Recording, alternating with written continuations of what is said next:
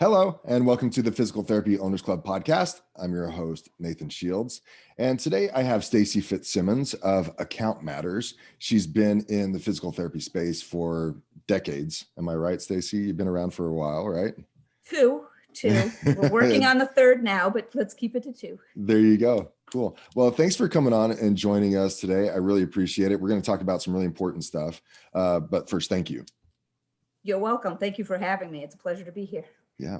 Well, tell us a little bit about you and Account Matters and what you guys have done in the physical therapy space here the last couple of decades and what you're working on and actually what's gotten you to this point as we're speaking today. Sure. So Account Matters has been around for a few decades, as you just stated. The original founder of this company is my partner, Diane McCutcheon. So Diane has been in this business more than 2 decades. I came on board in 2003, and I actually came on board in a consulting manner specific to the PT/OT world. That's what Diane's background was. Me coming on board with her, I followed suit. So the difference between some other owners out there of billing companies and me personally is I actually went into a physical therapy clinic and got hired, and I've done every one of the jobs at the front desk and the billing and the collecting. So the only thing I haven't really done myself is the actual treatment because I'm not a physical therapist. So everything that I've learned when I was on the job, and then everything I've learned or listened to from people through the years of consulting was how I formed my billing company, Account Matters. I tried to take all of the complaints of what people hated. I didn't want to do that in my billing company because I keep hearing people complain. Yeah. So that's how we formed ourselves going back to the 2003 time, is we were forming ourselves of not just a consulting company, but let's open up and really give this industry what they need. And that's all admin support. Mm-hmm. Front desk right through your collections, getting your money in. Yeah. So that's pretty much what we did in this business is we started the billing company and then we started adding on and we started training programs, and it was all geared towards the front desk and your billing department.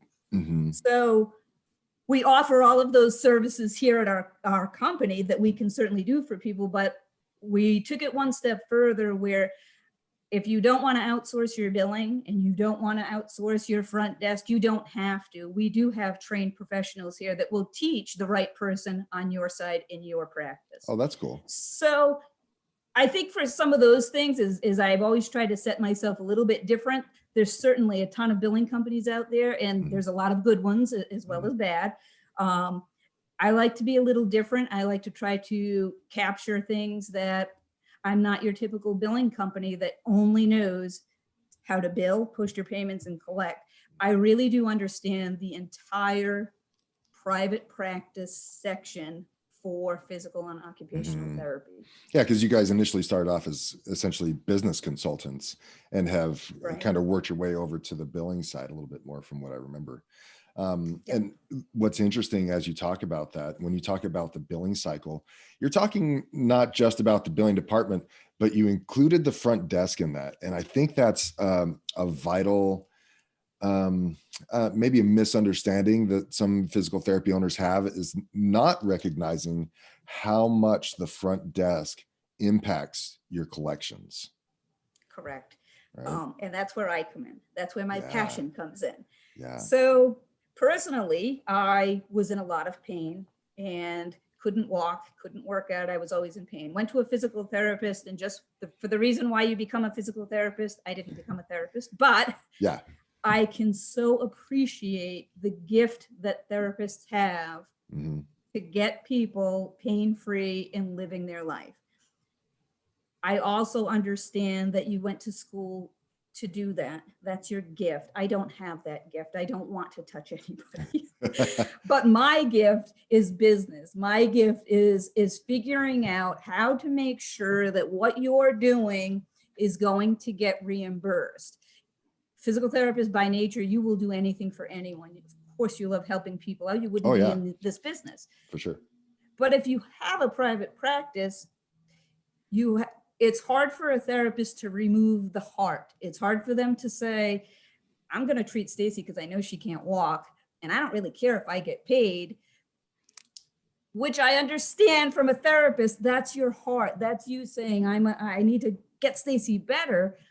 I look at it from, you're so valued and you won't be able to keep your doors open if you keep doing this for people. So I understand it not from, you just have big hearts and you want to help. I'm taking it more like, you do, but you should get paid for it, because the only way you're going to continue seeing people is if your doors are open. So go ahead. I was going to say, is that kind of how you train your front desk people and your billing people, as well as try, not to necessarily remove the heart, but from training them from a perspective of, listen, we provide a valuable service, and we maybe deserves not the right word, but maybe it is. And we deserve to get paid as much as possible for the service that we provide. And that is your responsibility to ensure that the collections come through at 100%, so that we can be reimbursed adequately, if not more so, for the services that we provide, right? Absolutely. Absolutely. So the part where we're working on with the front desk, and why I keep bringing your front desk person, is because in my opinion, your front desk person is the most valuable person that you have working in a private practice. The reason is they're the first person to answer the first phone call from a patient. So Nathan, you might be the best therapist on the planet. If I'm hurt and I'm calling your clinic, I'm not going to talk to you. I'm going to talk to your front desk person. And if she or he is rude, they don't pick up the phone, they give me non-complete answers, I don't knows, I will most likely pick up the phone and go to the next person on my list. So it just makes good sense to bridge the gap between your therapists and therapy owners and the front desk. That is typically, well, we just need someone to sit in that seat. It's a lot more than sitting someone in the seat. Yeah. And if you have the right people, you as the therapist with your heart of gold, you don't have to answer your patients about their bills and what's going on, because you have people to take that hit for you. That's right. So that's where it's very important to get the right people at your front desk in your billing department. Those are the people that you as the therapist, gee, I don't know what's going on with you. I don't do billing. Go see Stacey in the billing department and she can tell you what you need.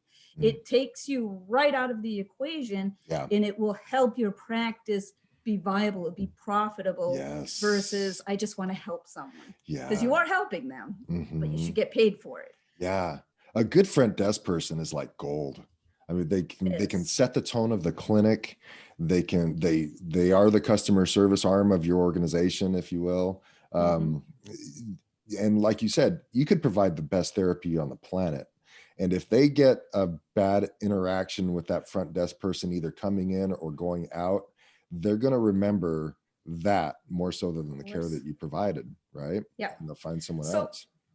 I mean, back when we were doing the consulting, we used to travel around the country and we would go assess a private practice, what our findings are. We would go through everything down to, when I walked through your front door, is it clean? Because some places are pretty dirty and messy when you walk in. And me as, I'm a patient coming in here, this is dirty. I don't want to be laying on this equipment. So it's very important to think beyond, I have the absolute best therapist in the world. It's almost where I can appreciate, if you're going to open a practice, first thing on your mind is getting therapists in there. But really it should be getting your admin staff and then adding the therapist. The therapists already know what they're doing. They just need a bench. They need a table. They need equipment. So it's really about your admin staff. So let's start from there. How do you find, recruit, hire the right person for the front desk? What are you looking for? How do you train owners to find the right person? I like to find and ask people certain questions about where they came from. So I don't care if someone came from the local coffee shop and they're coming in here applying for a job to be my biller. I want to know at that coffee shop, give me one of your worst days where every time you turned around, there was a problem, and tell me what you did to fix the problems. I want to know what you did at your last job. What was the perfect job you had? And tell me the one thing that you did to make a difference in the company you worked for.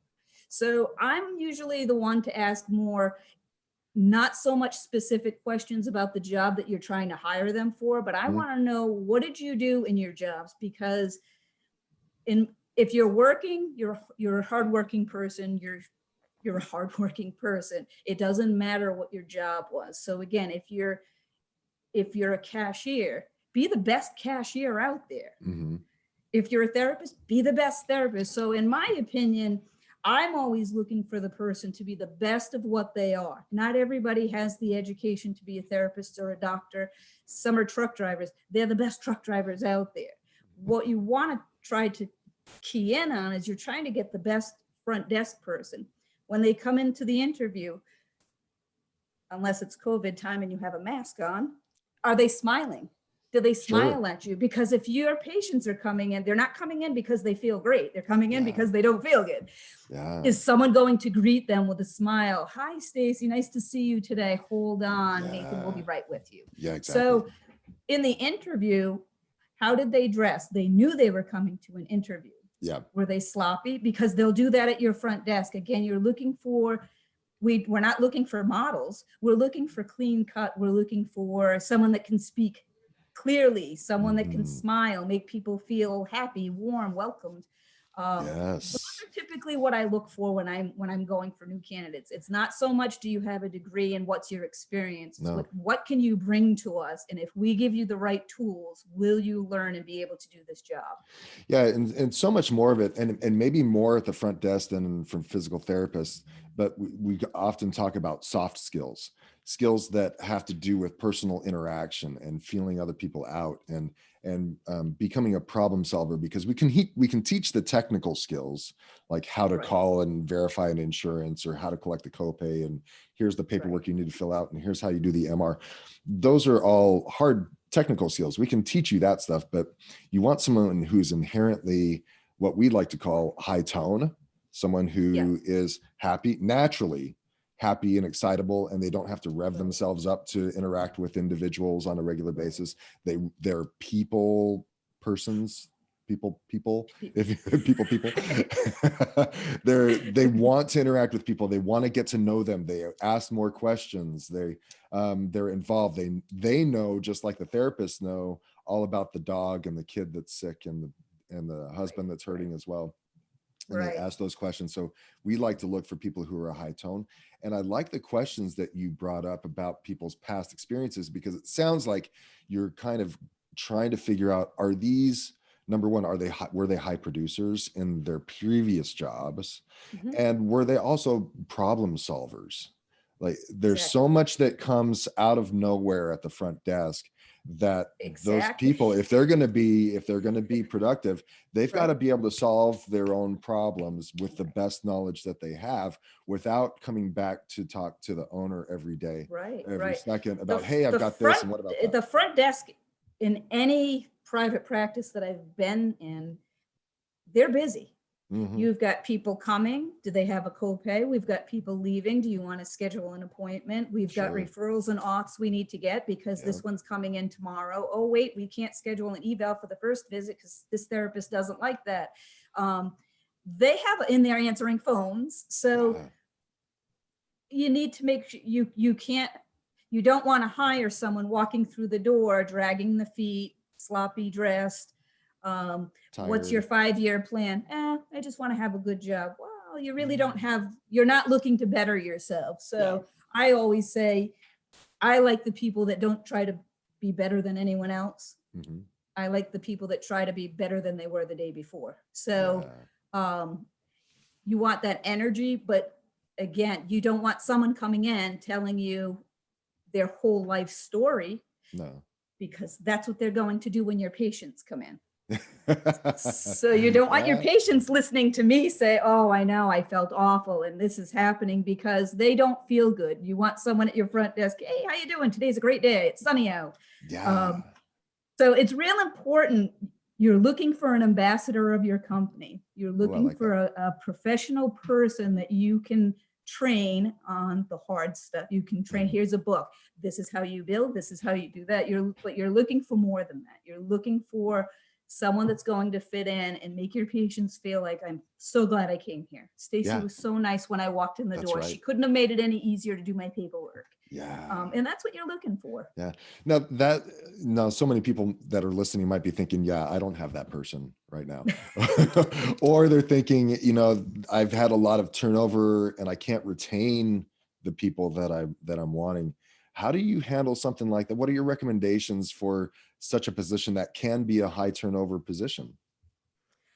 So we do have a turnover guide. It's a free download that Oh, really? everyone, please, if nothing else, get your free turnover guide. It's a bit.ly, so it's bit.ly/turnover guide, all one word. Okay. Um, that immediate, hopefully you can read some things that will help you out right off the bat. It's not science. Sometimes people leave for reasons we can't predict, or Sure. out of the blue, your best person just found the dream job down the street. That's always a tough one to swallow. Yeah. If you don't give the right person the right tools to succeed, they're Mm, going to leave. Because if you find the right person and you stick them at the front desk to figure it out, they're looking for a guidance, they're looking for a leader, and they will yeah. leave you. So it's, once you do find the right person, or if you're listening and you think, I know that I have the right person, she just doesn't know what she's doing, it's up to the owners, it's up to you guys to It's your get out fault. there and find the tools Yeah. to give to them. So we Yeah. have all kinds of training programs here at Account Matters that we work with a lot of clients on basic data entry. How Mhm. do you put a person complete into a software? What is it that you're looking for? How do you call and check on benefits? They should be done before you have the patient in for their Mhm. eval.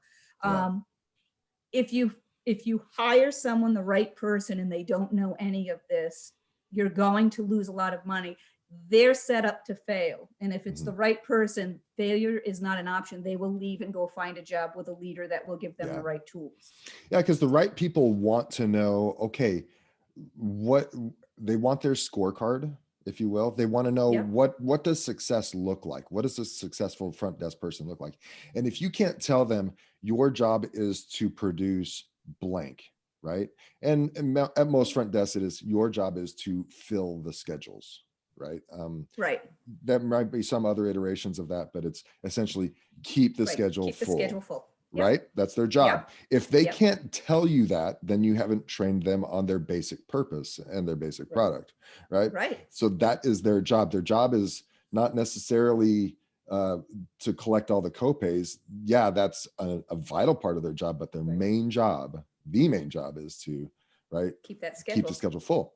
Yep. Then so they need, number one, need to know stuff like that. They need to know statistics that you're going to judge them by, and that's what I meant by Right. scorecard. Are they Yep. collecting 100% of the copays on the patients that are coming Exactly. in? So Are they there should be Yeah, there should be benchmarks set benchmarks, right off the bat. Okay, right? you're coming with us. Your first week, you probably won't be very fast. The second week, Sure. we want you to go from 5 new patients in the system to 10 new patients.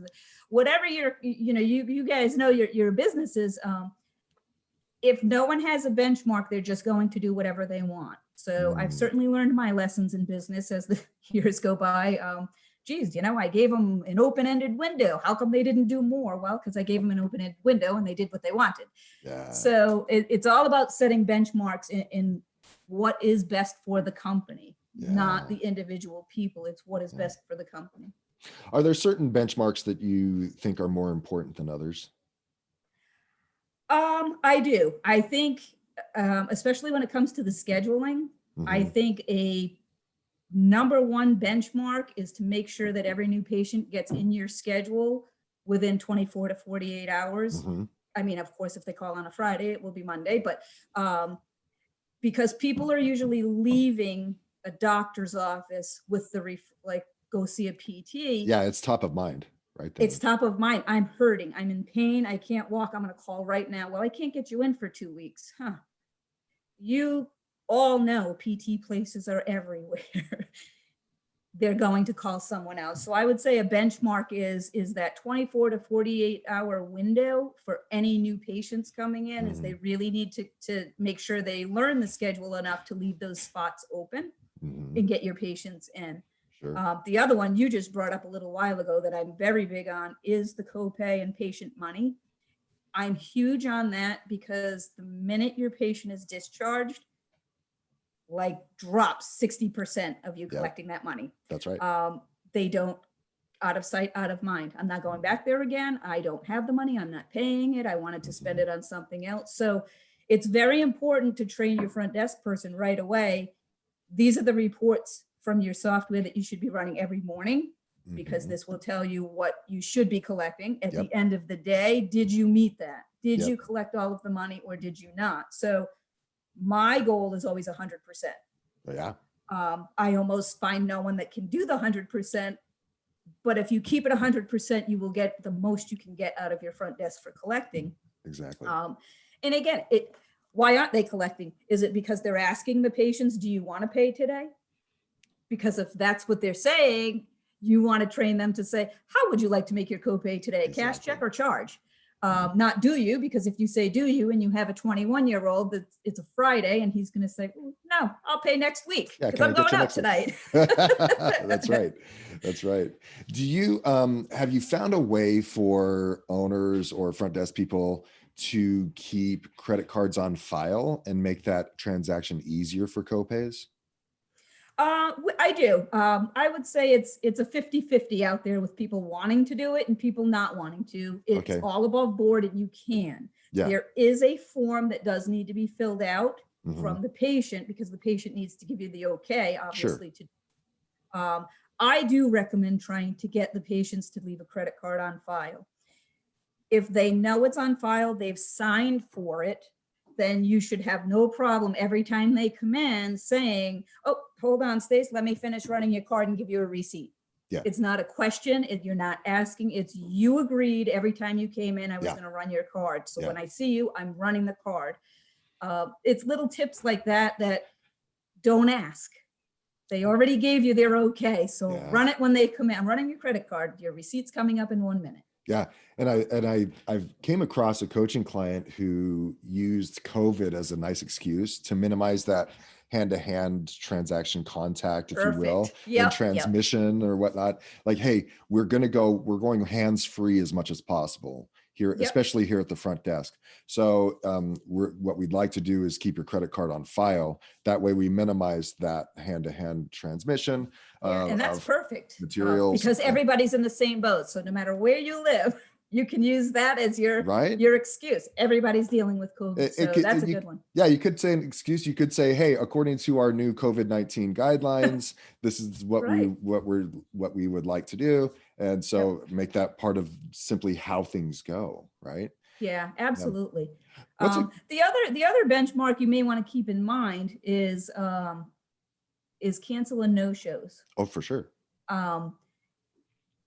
If your front desk person doesn't know how to track them properly, you might think you have a lot more cancels and no-shows than you actually do. So make sure that your front desk person knows that if it's not a true cancel, they're deleting appointments rather than canceling appointments.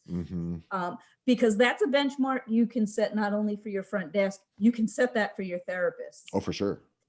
So I like to go, how many? Why are they canceling? What are the reasons? And if you have a cancel no-show policy that has a payment associated with it, less likely, if your front desk is collecting, less likely your person will keep canceling a no-show. So that's, again, those are my top 3 benchmarks I always give to people. The cancel no-show rate seems to really be a team attack, right? If you're below 90% arrival rate, the whole team has to be involved, because and one of my mentors has said in the past, the patient will only take their therapy as serious as the therapist takes it.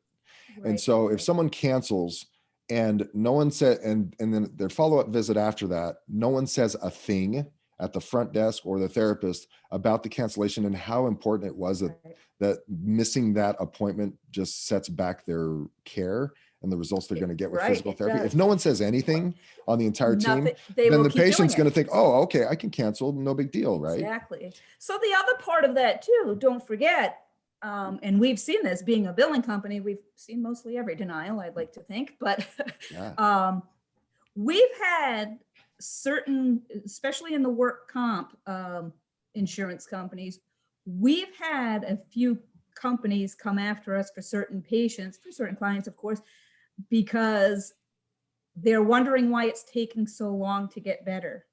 And when we send all of the documentation and they know that they've canceled and no-showed so many times, they stopped their care, they stopped paying. So it's not only you at the clinic, like, oh, now I have a therapist that doesn't have an appointment today. And it's, yes, you can tell the patient, but sometimes it comes to the insurance companies. And if you're constantly having, if a 12 visit is the norm for whatever part of the body for this insurance company, but you're more like the 18th going another month, that you may get questioned. These insurance companies are going to be mad at you because you're not making it important enough to get the patient in there. So it's you want the patients in there. And the front desk is so vital in that aspect because the therapists aren't answering the cancel call that comes in. Right. They're not on the phone. And so it's so important that the front desk understands exactly what we're talking about now and how not coming in for therapy is going to inhibit their progress in care and prolong their care, but also that that it's imperative that the front desk also understands the purpose of the clinic and that they really buy into what physical therapy is all about. If they're really casual and laissez-faire about physical therapy and patients coming to physical therapy, then that's their attitude on the phone. Exactly. And that's why people get away with it, because they're calling your front desk, say, hey, Stacey, can you just tell my therapist I can't make it today? Okay, no problem, goodbye. And if the therapist doesn't say anything, they're like, oh, good, I didn't have to talk to the therapist because I see him 3 days a week. But if you said as a therapist, hey, Stacey, you just missed yesterday. That's the third no-show you've had or the third cancel. We're trying to get you better. I built this plan specifically for you. We want to get you better. So if you need to cancel, maybe you could come in at a different time the same day. But if they're not saying anything and your front desk doesn't know, your front desk will just keep taking the call. Okay, I'll tell them. And you really need both of them to come together to say, hey, I just took a call from Stacey. She canceled again. Do you want to talk to her? Do you want to say something the next visit? But they should be working together. So typically in the PT private practice setting, there's always a pretty good wall built up in between the therapists and the front desk or your admin staff. I am one as a consultant that loves to go in with my big wrecking ball and break that wall. Because it's very important they communicate. Very, very important for the scheduling, for the no-shows. I can't tell you how many therapists hate, as a word, their front desk because they always schedule the new people the last visit of the day. And my answers are usually, have you told them? Well, no, I don't. Well, if you don't talk to them, they don't know. So, you want to make sure in your practices that make sure there's no wall being built, that there's complete communication. That will help your cancel no-shows and anything else that has to do with your patients. Because if your front desk doesn't feel that they're going to be undermined or not listened to, anything that comes up, they're going to run to the therapist to say, hey, I just saw Stacey in the hallway and she said XYZ or whatever. If there's no bridge between the two sides, you're kind of leaving each one open to not say anything, and your patients are doing whatever they want. Do you find, how do I phrase this? So for those owners out there that have a front desk person that they're questioning, they're like, I don't know if this is working out, or they're not fully satisfied. Do you find that front desk personnel who have been there a prolonged period of time, say a year or so or more, and then you try to implement this stuff, is it hard to teach an old dog new tricks? Is it hard to push in some of these benchmarks and products and trainings So into people who have been it's there a for a yes while? and no. Yes, sometimes, no, sometimes. So what Okay. I will say is this is where the owner has to be a true leader. So I know you've been with me for a year. We're making changes. They're non-negotiable. This is, I am the owner. This is how I want it done. This is how it's going to be done. So when you do that, it goes pretty well.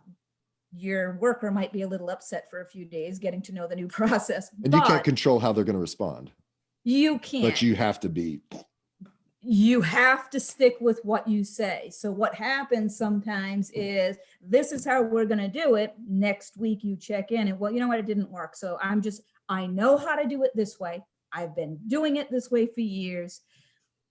If the owner says, well, okay, fine, and walks away, you've not bettered your company at all. You're staying the same and you're probably missing things. There was a reason why you wanted to change something in the first place. That's So right. if you stick to your guns and they just will not change, they're not the right person. Yeah. If you stick to your guns and they're like, well, this really stinks, but I'm getting the hang of it. And next week, it's a little better. I still don't like it, but it's better. Third week, it's not that bad. Mm-hmm. I figured it out. Yes. So that's how you would approach your people that have been there is as an owner, when you make that decision, don't go back on your decision. It's this way. Once you do it correctly, prove to me that it won't work and we'll change it again. Mm-hmm. But I'm not for changing until you prove me wrong. Yeah. So I like a couple of things that you said there. The number one, the leader comes in and says, this is how things are happening. And this is the structure that we're going to use. And these are the checklists that you're going to follow in the morning and the evening, and you're going to turn them in. But what you said inherently in there without saying it was that you were also following up on a routine basis. So it's not like, this is how we do things. Okay, good luck, go to it and tell me how it goes. Right. No, this is how we're going to do things, and then follow up on a routine basis and say, oh, how did that go? Can you show me what you did? And how did you follow the process, and what did that look like, and show me, and here are the checklists that I expected out of you.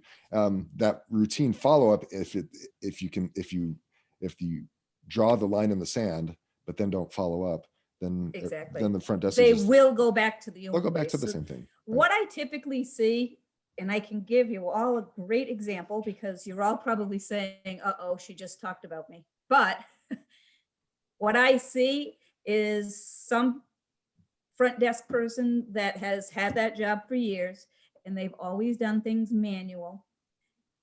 I'm talking mostly about copays. And they're recorded on an Excel spreadsheet and or a paper form that you have to fill out, or a paper receipt. And then it's put into your new updated software that tracks everything for you. Yeah. That is probably the most, I can tell you, it happens to everyone. So I'll say, well, stop the manual systems. You have 3 systems for a copay. Mm-hmm. You have software. It's 2021. It works.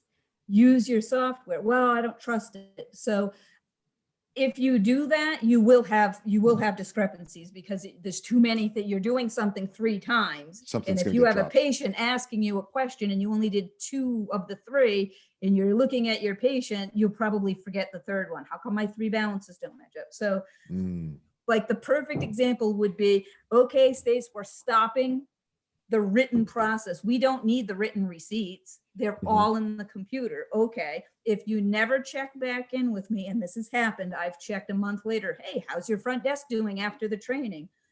I'll start asking questions. Well, we still have the written one. Why? No, so it really is follow-up. So, and again, you want to make sure as the owner, be a leader. They're going to follow you. So you have to be able to, this is how it's done. Do it this way successfully for 3 months. And if you absolutely still hate it and it's not working, we'll change it again. Mm-hmm. But you've got to stick to your guns. Yeah. If it fails, it fails. Not everything's going to be a winner, but you can't let your employee tell you it's going to fail without proving it's going to fail. So it's they're all not about running that follow-up. yeah, they're not running the ship, right? No. Or at least they shouldn't be. They're trying to. They're trying to, and they shouldn't be. You need to take helm. Right. You talked about it before, and while I have you, I also want to ask you about this. The communication and the relationship between front desk and the billing department can sometimes have some animosity. Nightmarish. Right? How do you help that? We fortunately got to a point where the front desk loved the billers and the billers loved the front desk, and they worked very cohesively, and they shared data. They shared their evening reconciliation forums on a regular basis, and they were able to talk back and forth, and the billing department could train the front desk on certain items and all that kind of stuff. For people who don't have that type of relationship, where do you start in healing that animosity between front desk and billing departments? So the first thing is you have to set the company culture as you're a team. So I say this, and I am passionate about the communication and being a team. My company here, and we all have hybrid schedules now, so the new people haven't even met half of the other people that work here. I'm big on team building events. I think it's important to close your place down periodically, to have your entire staff forcing them to work together. There's a million things on the internet that you can get for what should I do for team building exercises, and pair people up with people they normally don't work with. They don't like each other because of their positions at their job. If you get that out of the equation, chances are they probably really like each other. So I'm big on team building. I also have an Army background, and anybody that's been in the military, it's one big team. So you're not singled out. So I'm very big on everybody. The goal of the company is to have 100% collections at your front desk. The goal of the company is to have your cancel and no-show rate at 0% if possible. It's the company goals. You can set individual goals for people, but you really should be bringing your entire company together at least once a month for some type of meeting, more than just a lunch, to say, Stacey at the front desk, what are some of your issues you're having when it comes to scheduling with the therapists? Because that's the opportunity to get someone to say, well, I think this one gets mad at me every day because of the evals, but there was nothing available. I'm not sure what to do. That's the opportunity for the therapist to say, oh, that's real easy. You know what? Blah, blah, blah. Whatever the answer is, this is what I would rather you do. Come see me. I'll move another patient, whatever the case is. It's all about getting them, forcing them to talk to each other. So what we've done in other practices through the years is we would help host that first real meeting and almost force them, like I would be bringing up, okay, when you're scheduling, what do you have trouble with? Because I already know you told me, so I'm going to say it if you don't. That's right. Right? But it gives the opportunity for everybody, like, don't take this personal. We have one company goal in mind. And what is the company goal? So everyone should be working to the company goal. Your personal feelings are non-existent. This is work. After work, if you don't like someone, fine. If you want to go out with someone, fine. But during work, the company should be all the same vision. Where is the company going and what is the job? And have those meetings. Don't have a meeting just for your admin staff and then have a meeting just for your therapist. You can. You should at least do one company meeting and make it almost mandatory. Who are your managers? They should be getting other people to talk. Well, wait a minute. Didn't you say last week you were mad about whatever? Call people out on what they're saying to get them to talk. You'll find once the mouths start opening, it all comes out. And people are usually, geez, if you would have said this to me a week ago, I could have given you the answer. I would have told you, don't book my schedule XYZ. So it's all about communication. Communication is the number in any business, in my opinion. Communication is certainly key. So to bridge the gap, I would strategically form meetings or events where you're forcing them to work together. It will bring them together because, like I said, chances are they're really going to like each other.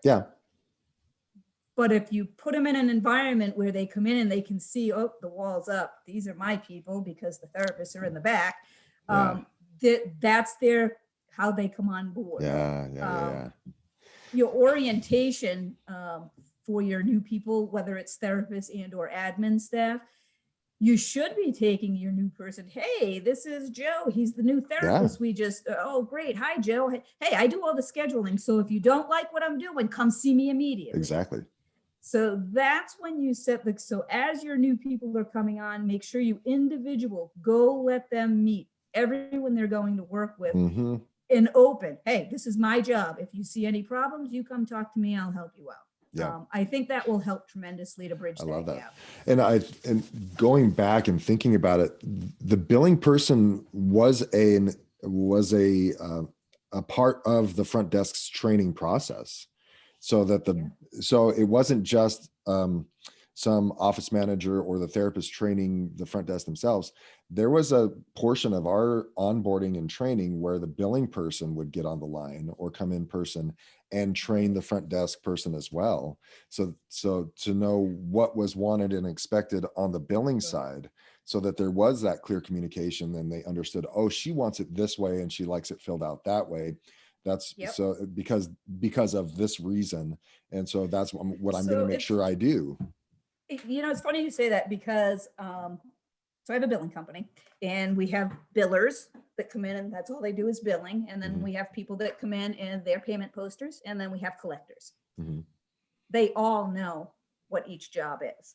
So because what was happening early on in the billing company is you'd get complaints from one of them complaining about, well, the payment poster this, the payment poster this, the biller this. And it was like, do you really, if you don't know what they're doing, you need to appreciate their position. So same thing in an office. A lot of times, and this is where your big company meetings come in, the therapist might be like, this is an easy job. You're sitting at the front desk. They all think that, right? But if you said to Joe, the therapist out there, hey, you know what? Since you have a cancel, why don't you come sit at the front desk for the next hour? Right? Listen to me, answer the phone. Then I'm taking a copay. Then I'm scheduling. Then I'm entering new data into the software. Oh, I got to call on a referral because this one just left. If they don't appreciate or know what someone's job is, it's so much room for them to criticize about stuff they don't know. That's right. Your front desk person, they're not going to be a therapist, but they should go back and see what they're doing. What is it that Nathan does when he goes back there with the patient?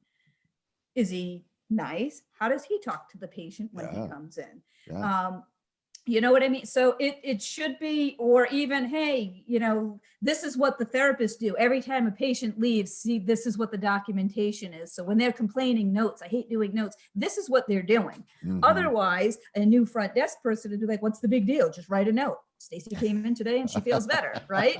So there's a lot of, if you don't know what someone's job is, it's very easy to criticize and point the finger until you sit in their seat. So going back to what I first said is I've sat in every one of the admin seats in a PT private practice. So I 100% appreciate who's ever at that front desk with 10 arms trying to get the job done. I've sat in the back and watched therapists. And of course, we're going back decades, so there was no documentation. It was all manual. I can't read your writing.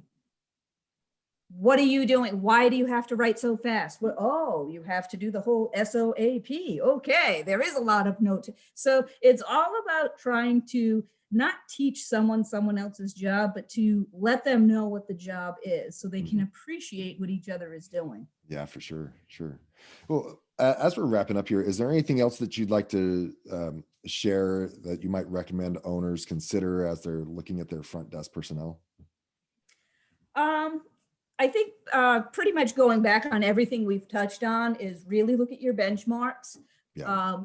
Start coming up with what you want to do, because when you make the decision to make your changes, stick to your guns. Even if it doesn't work out, prove that it doesn't work out. Don't Mhm. just give up on it. Yeah. We did write a book, and it happens to be all about front desk, Oh, to cool. create your own front desk guide.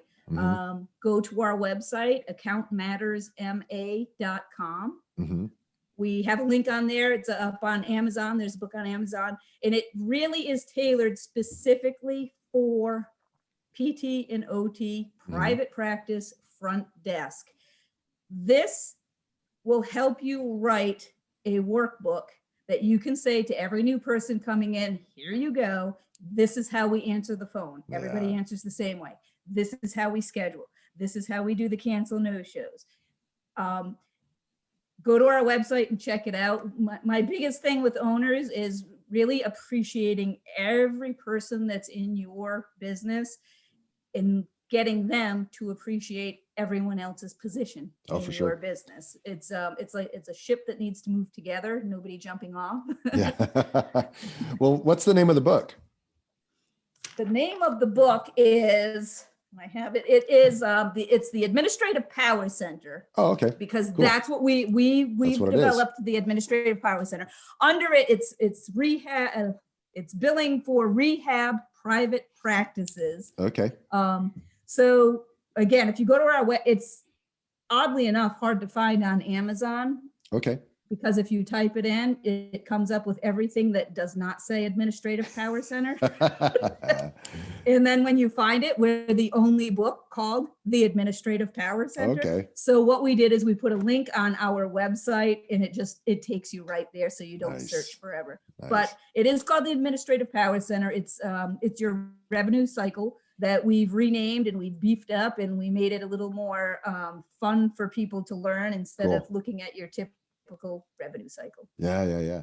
Well, I love that you hit on reminding the owners that they're if they're going to make changes, be certain and clear about it, and also recognize what your expectations are, or make sure you verbalize what your expectations are. Our arrival rate is currently this. It's 85%, and for Yep. me, successful arrival rates are at 92%.